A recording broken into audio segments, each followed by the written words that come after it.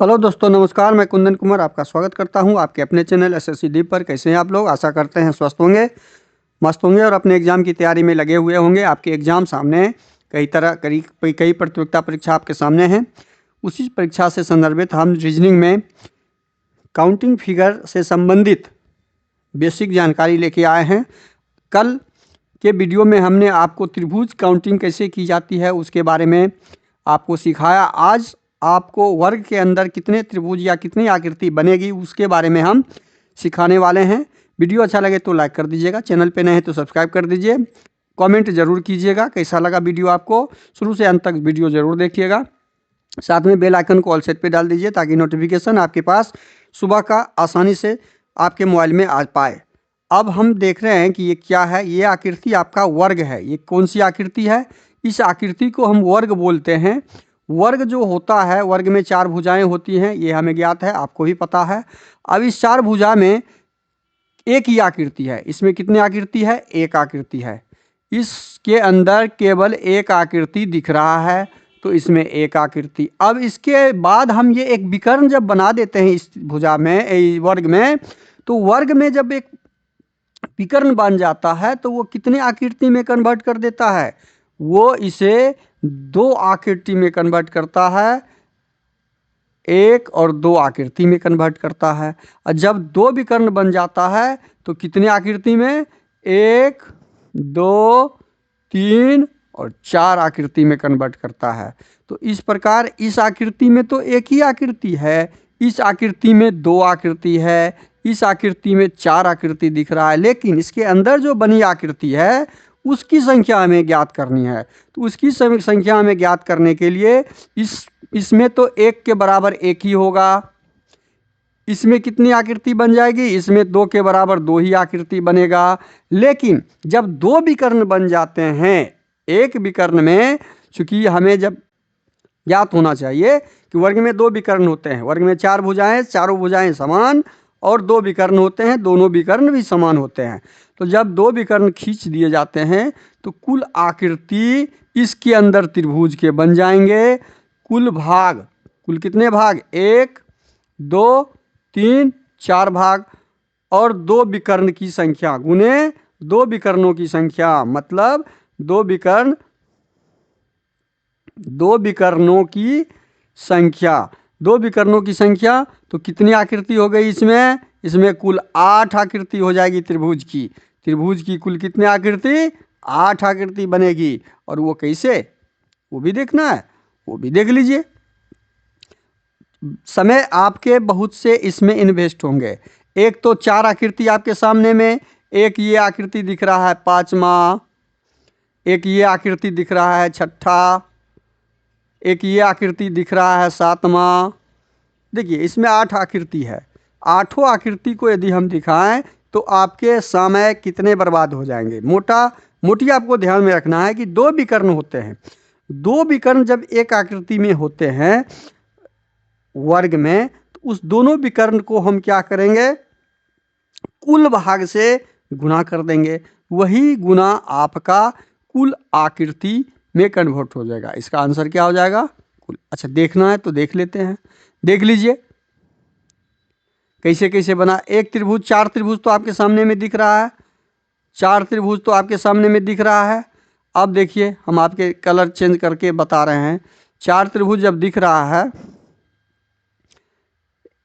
तो एक त्रिभुज ये बनेगा, 5 हो गया। अब जब ये 5 हो गया तो फिर हम कलर चेंज कर देते हैं। आपके पास कलर चेंज होगा तो समझ में आएगा ना। एक त्रिभुज आपका ये बन गया, 6 त्रिभुज हो गया। तो 4 के बाद ये 4 2 6 त्रिभुज दिख रहा है ना आपके सामने। या इसी प्रकार से ये 6 त्रिभुज आपको दिख रहा है, 2 त्रिभुज इधर से बन जाएगा।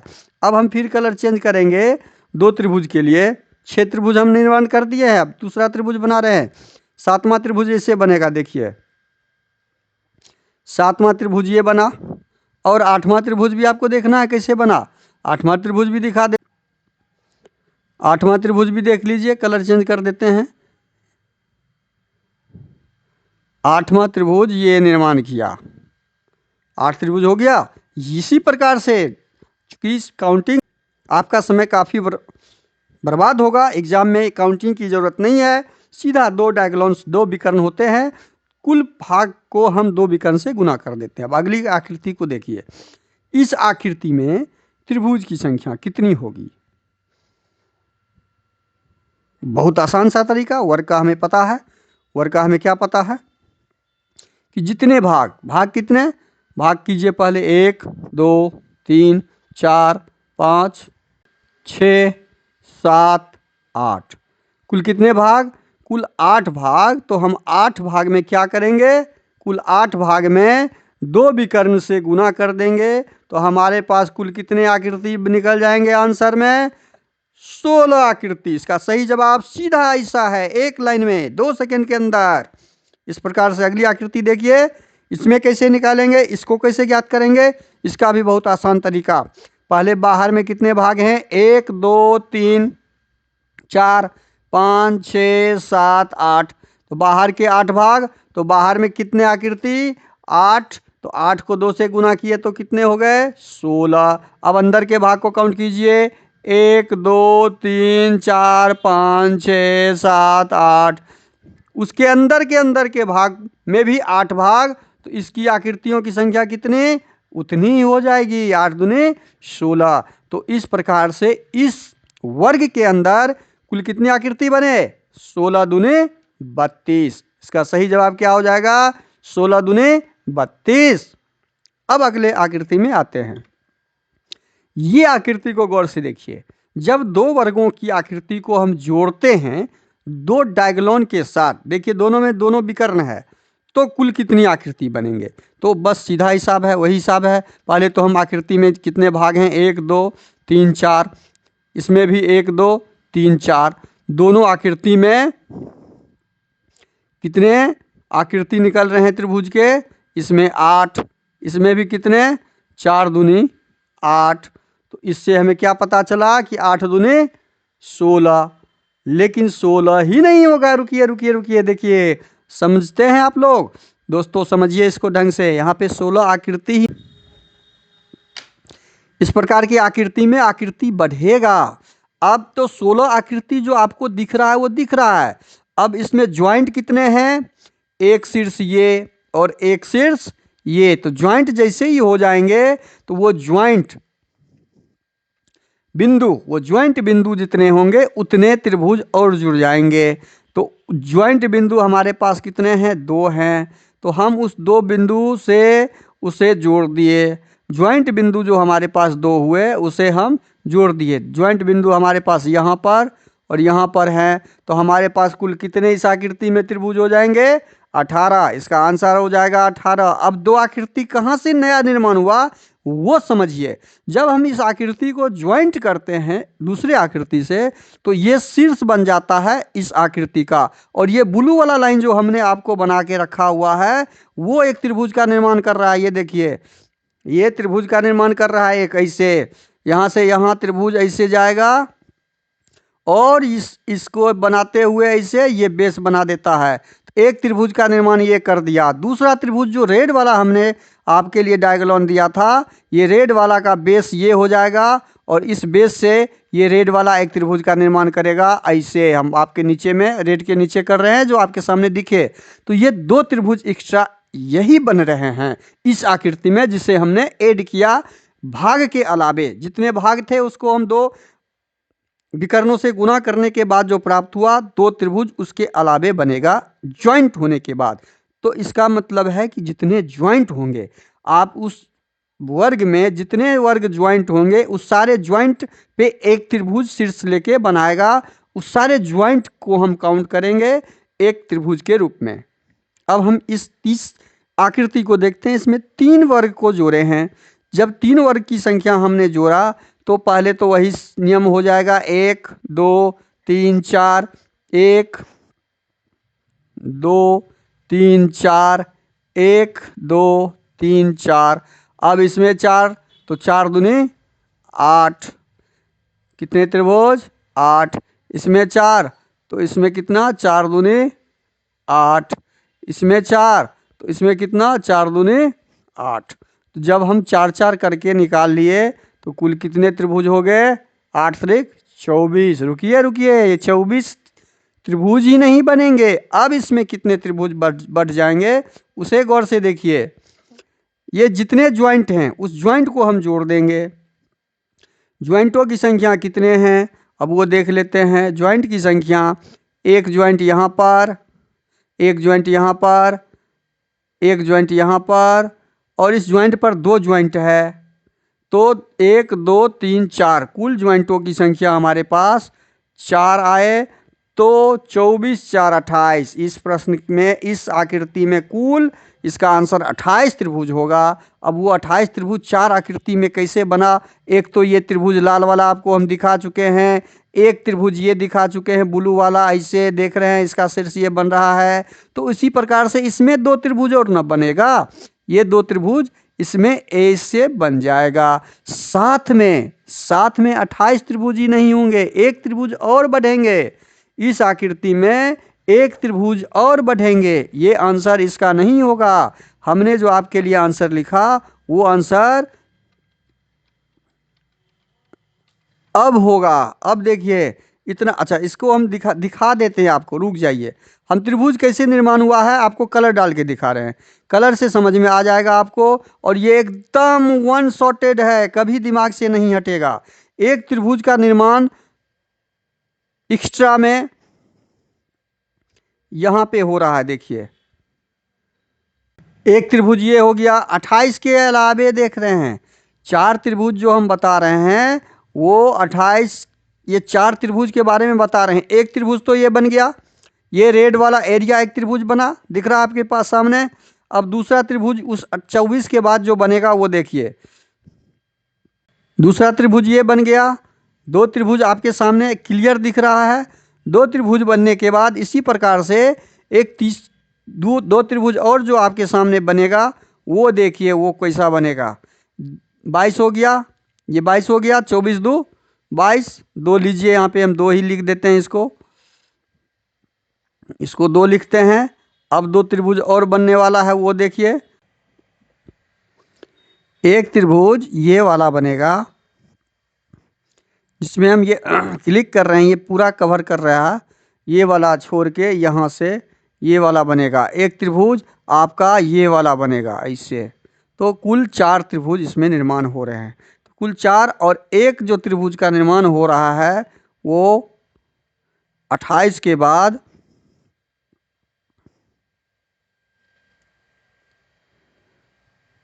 एक त्रिभुज पूरा ये निर्माण कर रहा है। ये देखिए एक त्रिभुज ये बन गया। तो ये आपके कुल, ये जो 28 के बाद वाला त्रिभुज था वो वाला त्रिभुज हमने बना दिया आपके लिए। 28 के बाद वाला त्रिभुज हमने बना दिया। 28 के बाद जो एक त्रिभुज बनेगा, ये त्रिभुज गुलाबी के कलर में हमने डाला। कुल 29 त्रिभुज इस आकृति के आंसर होंगे। अब अगले आकृति में आते हैं। इस आकृति में भी वही है, इसमें 8 त्रिभुज, 1 2 3 4, 8 त्रिभुज, 4 दूनी 8। इसमें भी 4 दूनी 8, 1 2 3 4। इसमें भी 1 2 3 4, इसमें भी 1 2 3 4। पहले कुल आकृति की संख्या 4 है, तो 4 8 चौके 32। कुल त्रिभुज की संख्या कितने हो जाएंगे? 32। रुकिए 32 के अलावे, 32 के अलावे इसका 8, इसका 8, इसका 8, इसका 8, 8 चौके 32 हो गया। अब इसमें जितने ज्वाइंट हैं, ज्वाइंट काउंट कीजिए, 1 2 3 4 5 6। कुल कितने ज्वाइंट? 6 ज्वाइंट। ज्वाइंटों की संख्या कितनी? 6। ज्वाइंट की संख्या 6। तो आकृति में कुल कितनी आकृति? 32 6 38। रुकिए अभी 38 पे ही नहीं, आपके एक्स्ट्रा आकृति इसमें निर्माण हो रहा है। इसके अलावे 38 के बाद 2 त्रिभुज और बनने वाला है इसमें।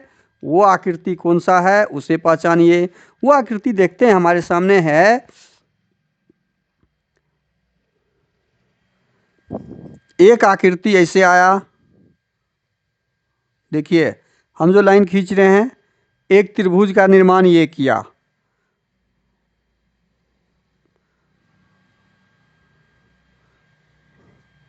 एक त्रिभुज का निर्माण ये किया, तो 38 एक 39 हो गया। एक त्रिभुज का निर्माण ये किया जिसका बेस ये हो जाएगा, ये हुआ बेस, ये जाएगा पूरे ऐसे और इस रेड के लाइन के पास आते हुए ऐसे मिल जाएगा। तो एक त्रिभुज ये हो गया आपके सामने। अब 38 39 40 हो गया। 40 त्रिभुज के बाद एक त्रिभुज और बनेगा। एक त्रिभुज क्या होगा और बनेगा, वो कौन सा त्रिभुज बनेगा, कलर चेंज करके हम बता रहे हैं आपके। वो त्रिभुज बनेगा, कौन सा कलर लें, ग्रीन ले लेते हैं, समझ में आएगा। एक त्रिभुज ये बनाएगा, ऐसे आएगा, ऐसे आएगा, ऐसे आएगा और ऐसे जाएगा, ऐसे जाएगा, ऐसे, ये एक त्रिभुज ऐसे बना, इस शीर्ष पे एक त्रिभुज बनेगा। तो 40 एक 41, कुल त्रिभुज की संख्या इसमें कितने हो जाएंगे, 41, इसका आंसर हो जाएगा। अब इस आकृति में देखिए, इस आकृति में कितने त्रिभुज बनेंगे, तो 4 आकृति है, तो 4 आकृति में 1 2 3 4, 1 2 3 4, 1 2 3 4, 1 2 3 4, तो चारों आकृति में 4 दूनी 8, इसका भी 4 दूनी 8, इस आकृति में भी 4 दूनी 8 और इस आकृति में भी 4 दूनी 8, तो कुल 8 चौके कितना हो गया, 32। 32 रुक जाइए, 32 ही नहीं और बनेगा इसमें। 32 के अलावे ज्वाइंट कितने हैं इसमें वो देखिए, जितने ज्वाइंट की संख्या उतने त्रिभुज की संख्या बढ़ जाएगी। 1 2 3, फिर ये 4, यहाँ पे इसका ज्वाइंट 4 5, फिर इसका 6 7 8, कुल ज्वाइंट की संख्या 8। तो 8 त्रिभुज और इसमें ऐड हो जाएंगे, इसका 2 ज्वाइंट, इसका 2 ज्वाइंट, इसका 2 ज्वाइंट, मतलब 4 त्रिभुज 4 ज्वाइंट, 4 दूनी 8 ज्वाइंट, कुल त्रिभुज की संख्या 40। रुकिए अभी इतना पे ही, 40 के अलावे बनेगा। अब कौन कौन सा त्रिभुज बनने वाला है एक्स्ट्रा में वो देखिए। ये रेड वाला हमने जो आपको लाइन दिया है, यहाँ से ये रेड वाला एक त्रिभुज बना, इसका बेस ये हो जाएगा, इसका बेस ये हो जाएगा। एक त्रिभुज ये बना, एक त्रिभुज ठीक इसके नीचे ऐसे बना जिसका बेस ये हो जाएगा। तो 2 त्रिभुज तो यहाँ पे बन गया। अब 2 त्रिभुज ये बना रहा है, इसका बेस ये हो जाएगा पूरे का पूरे ऐसे, और इसका बेस ये हो जाएगा। तो 2 त्रिभुज ये बन गया, तो 2 और बढ़ जाएगा इसमें। तो इसमें कुल 40 2 42 4 44 त्रिभुज बनेंगे। इसका सही आंसर हो जाएगा 44 त्रिभुज। अब ये सितारा में कितने आकृति त्रिभुज बनेंगे वो देखिए।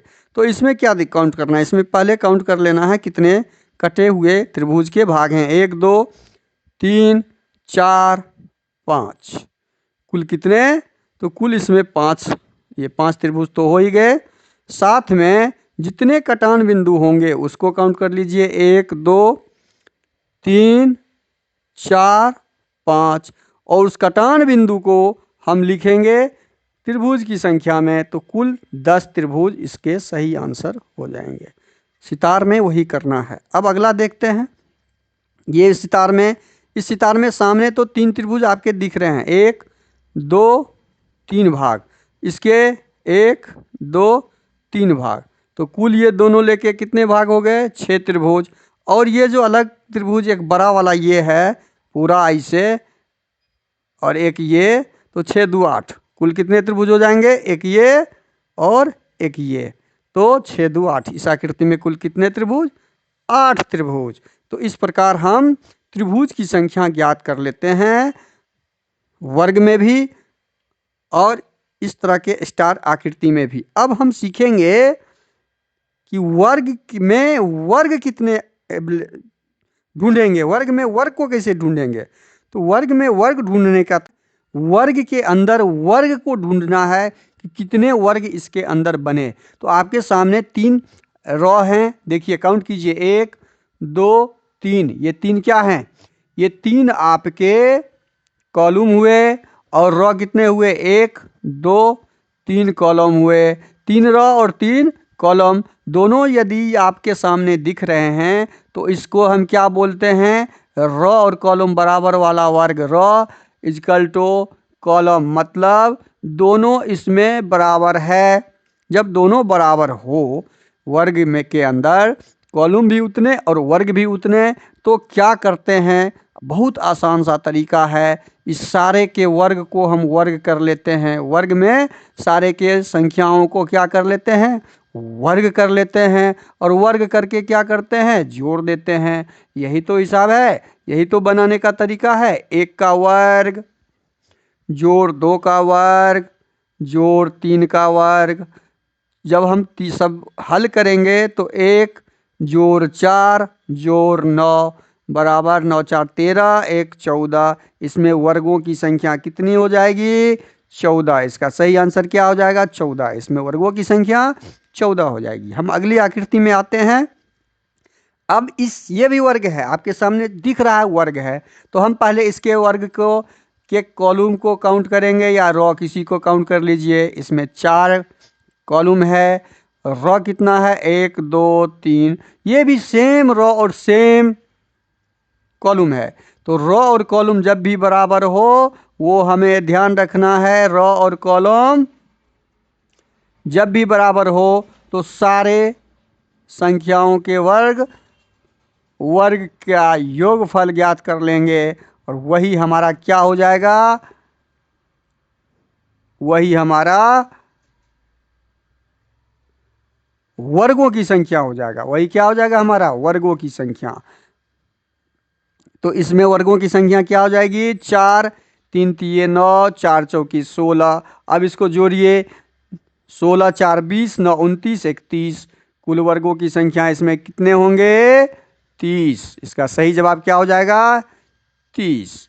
अब हम आते हैं अगली आकृति पर। वर्ग कितना आसान है। अब देखिए इसमें रॉ है 1 2 3 4, ये कॉलम हुआ 5 4 कॉलम, और रॉ की संख्या 1 2 3। तो इसमें अब क्या आ गया हमारे पास condition, row does not equal to column. जब रॉ कॉलम के बराबर ना हो, पंक्ति की संख्या स्तंभ की संख्या के बराबर ना हो, तब हम क्या करते हैं, तब इस प्रकार की आकृति में हम पीछे से नीचे की तरफ गुना करते हैं। जैसे 4 को 3 से गुना करेंगे तो 4 गुना 3 लिखेंगे, जोड़, उसके बाद जोड़ेंगे दूसरे कॉलम को रॉ के गुना से, 3 को 2 से गुना करके जोड़ देंगे। उसके बाद क्या करेंगे, दूसरे को पहले से गुना करके जोड़ देंगे, 2 गुना 1। अब इसको जब लिखेंगे हम तो 4 तिये 12 जोड़ 3 दूनी 6 जोड़ 2 एकम 2। अब इसको जोड़िए तो 12 6 18 2 20। इसमें वर्गों की संख्या कितनी हो गई, 20। सही जवाब इसका क्या हो जाएगा, 20।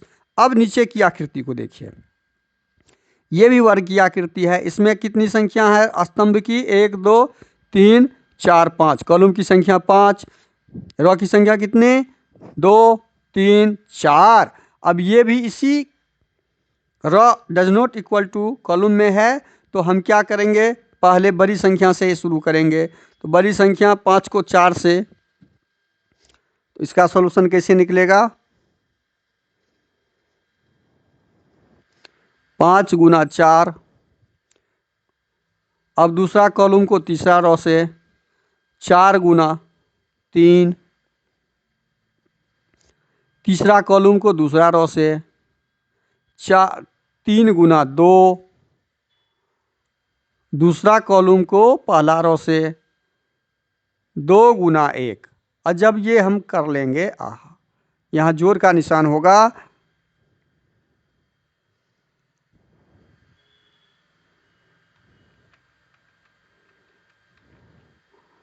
यहाँ जोड़ का निशान आएगा और 2 कॉलम गुना 1 करेंगे तो हमारे पास हल जब करते हैं तो 5 चौके 20, जोड़ 4 तिये 12, जोड़ 6, जोड़ 2, तो 20 10 30, 2 32, 6 38, 2 40। तो इस वर्ग में वर्गों की संख्या कितनी हो जाएगी? जब वर्ग कॉलम बराबर ना हो, रो और कॉलम बराबर ना हो, तो हम इस तरीके से कॉलम को रो से गुना करके जोड़ने योग करके प्राप्त करते हैं। तो इसमें कुल वर्गों की संख्या 40। इसका सही जवाब क्या हो जाएगा? 40 हो जाएगा। अब देखते हैं नेक्स्ट। ये हमें जो आकृति दिख रहा है ये क्या है? आयत है, आयत के समान है। इसकी लंबाई चौड़ाई आमने सामने की भुजा बराबर है। लंबाई चौड़ाई बराबर है, तो आयत हो गया। अब आयत में आयत की आकृति कैसे ज्ञात करेंगे? तो इस तरह की आकृति में हम आयत की आकृति में, ये आयत है, ये क्या है?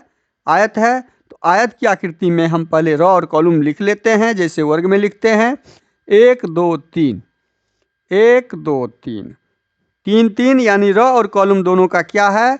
समान है। इसका रो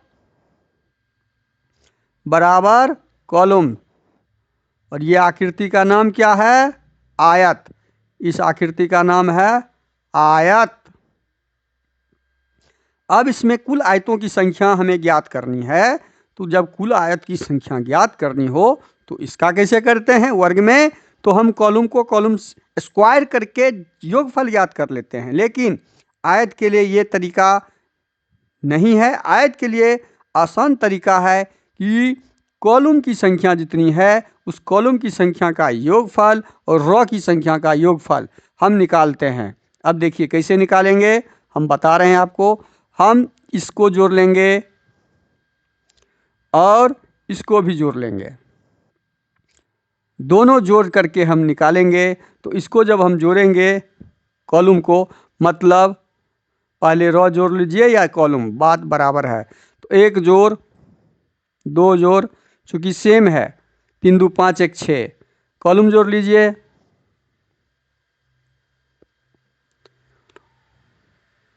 1 जोड़ 2 जोड़ 3। तो कुल आयत की आकृति रो और कॉलम को जोड़ने के बाद जो हमारे पास आया वो 12 आया। ये ही आपका आंसर हो गया। 12 आयत की आकृति इसके अंदर हमें प्राप्त होंगे।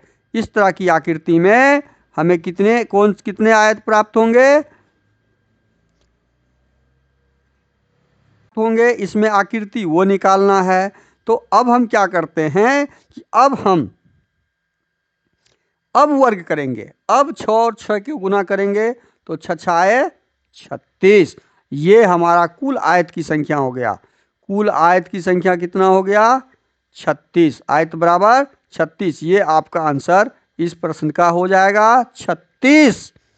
अब दूसरे आकृति पे हम आपको ध्यान आकर्षित करना चाहते हैं। इसमें कुल कितने कॉलम हैं? 4। रो कितने हैं? 4। तो आयत की संख्या क्या ज्ञात करते हैं? इस संख्या का योगफल, कॉलम का योगफल कितना, यहीं पे हम कर लेते हैं 4 3 7 2 9 1 10। इसका योगफल कितना? 10। अब इस 10 को 10 से गुना कर देंगे। 10 को 10 से क्या करेंगे? रो गुना रो का योगफल गुना रो का योगफल गुने कॉलम का योगफल। क्या होता है? कॉलम का योगफल। यही तो हमारा आंसर हो गया। तो इस आकृति में कुल कितने आयत हो जाएंगे? 10 गुने 10 100 आकृति 100 आयत हो जाएंगे। इस आकृति में कुल कितने? 100। यही सही आंसर हो जाएगा। कुल कितने? 100। रो और कॉलम को जोड़ के गुना करके जो प्राप्त होता है वही इस आकृति की आयत की संख्या होती है। अब अगले आयत को देखिए। इसमें रो और कॉलम अलग अलग हैं। अब देखिए, पहले इसे हम देखते हैं। 1 2 3 4 और इसमें 2 रॉ ही है, 4 कॉलम 2 रॉ है। तो इसको कैसे करेंगे? इस आकृति को हम किस कैटेगरी में रखेंगे? ये रॉ डज नॉट, इसको लिखेंगे रॉ बराबर नहीं है कॉलम के, ये हमने लिख दिया। तो इसको बनाने का तरीका क्या है? जब रॉ कॉलम बराबर ना हो तो वही हम दोनों को जोड़ लेंगे, जोड़ लेते हैं, यहाँ पे ही जोड़ लीजिए, जोड़ का चिन्ह डाल दिए। इसमें कुल जोड़ की संख्या कितना हो गया? 10, 4 3 7 2 9 1 10। और इसको जब जोड़ेंगे तो ये जोड़ कितना आ जाएगा? 3। और यही 10 3 को क्या करेंगे? हम गुना कर देंगे। 10 और 3 को कितना हो गया? 30। तो इस आकृति में आयतों की संख्या 30 हो जाएंगे, आयत की संख्या 30। यही आपका आंसर हो जाएगा। आप इसको आसानी से समझ पाए, हम आशा करते हैं, और समझा पाए हम आपको, हम सिखा पाए आपको। हम आपको समझाने नहीं सिखाने आए हैं, हम समझाने पढ़ाने नहीं आए हैं, हम आपको सिखाने आए हैं। आप सीखिए, आप सीखिए अधिक से अधिक, और कमेंट करके हमें बताइए कि हमें ये यहाँ पे समझ में नहीं आया तो हम आपको और सिखाएंगे, और तरीका से बताएंगे। अब देखिए इस आकृति में काउंट कीजिए, इस आकृति में रॉ की संख्या कितनी? 1 2 3 4, ये कॉलम 4 है, रॉ आपके पास 3 है। तो सबों को हम यहीं पे जोड़ लेते हैं। आपको आपके एग्जाम के तरीके से हम बता रहे हैं कि यहीं पे उसी जगह पे जोड़िए, और जोड़ को लिख लीजिए। 3 2 5 1 6, इसको हम जब जोड़ते हैं तो 6 होता है। और 6 और 10 को जब हम गुना करेंगे, 6 और 10 को गुना करेंगे तो कितना हो गया? 60 हो गया। यही तो आयत की संख्या हो गई। इस आकृति में कुल आयत की संख्या 60 प्राप्त होंगे। ये आपका आयत और वर्ग सारे आकृति से संबंधित हमने आपको सटीक आंसर और आंसर के साथ साथ आपके ज्ञान को हमने बढ़ाया है। वीडियो अच्छा लगे तो लाइक कर दीजिएगा, कमेंट जरूर कीजिएगा, शुरू से अंत तक वीडियो जरूर देखिए। चैनल पे नए आए तो सब्सक्राइब कर दीजिए, दोस्तों को अधिक से अधिक शेयर कर दीजिए, उनके पास ये वीडियो जल्दी भेज दीजिए। बेल आइकन को ऑल सेट पे डाल दीजिए ताकि नोटिफिकेशन आपके पास आ जाए। थैंक यू, धन्यवाद, जय हिंद, जय भारत।